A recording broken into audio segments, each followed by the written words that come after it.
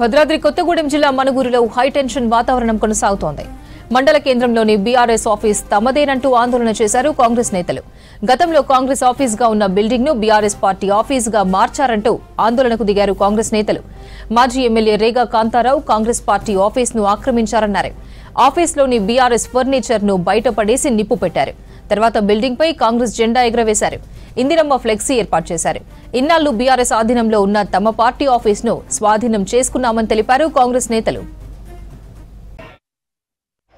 భద్రాద్రి కొత్తగూడెం జిల్లా మనుగురులో హైటెన్షన్ వాతావరణం కొనసాగుతోంది.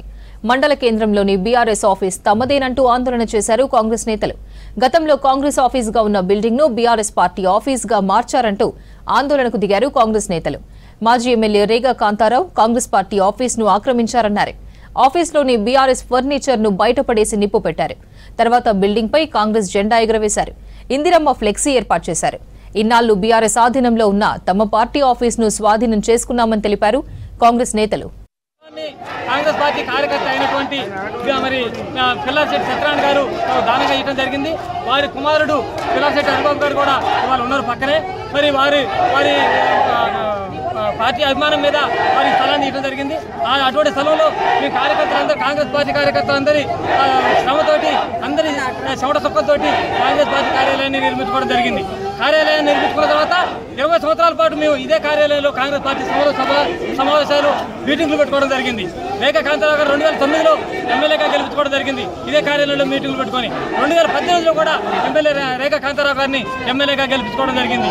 గెలిచిన తర్వాత 2 నెలలకే మరి బీఆర్ఎస్ గవర్నమెంట్ పోయి మరి ఆ బీఆర్ఎస్ గవర్నమెంట్ అండతోటి మరి కాంగ్రెస్ పార్టీ ఇందిరమ్మ భవన్ అని ఉన్న 3 రంగులు ఉన్నటువంటి ఇందిరమ్మ భవన్ ని తెలంగాణ భవన్ గా మార్చుకొని మమ్మల్ని రానియకుండా అప్పటి పోలీసులు అడ్డం పెట్టుకొని మమ్మల్ని భారీ కాళ్ళు అడ్డం పెట్టి మమ్మల్ని రాళ్ళు, కోడిగుడ్లు, కర్రలు, మరి టమాటాలు అన్నిటి అక్కడ బస్తాలు పెట్టుకొని మమ్మల్ని రానియకుండా అవమానంగా నడబెట్టి గెంటినటువంటి పరిస్థితి మమ్మల్ని.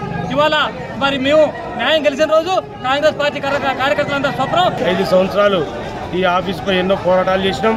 గతంలో రిలే నిరాదీక్షలు చేసినాం, ఆమరణ నిరాదీక్ష చేసినాం.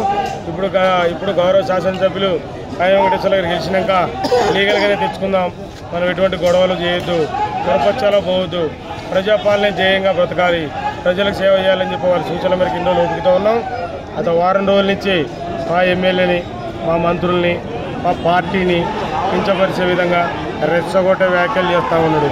దీన్ని సహించకనే ఈరోజు కాంగ్రెస్ పార్టీ కార్యకర్తలు యొక్క కడుపు మంటతో మా కార్యాలయాన్ని మేమే స్వాధీనపరుచుకుంటాం.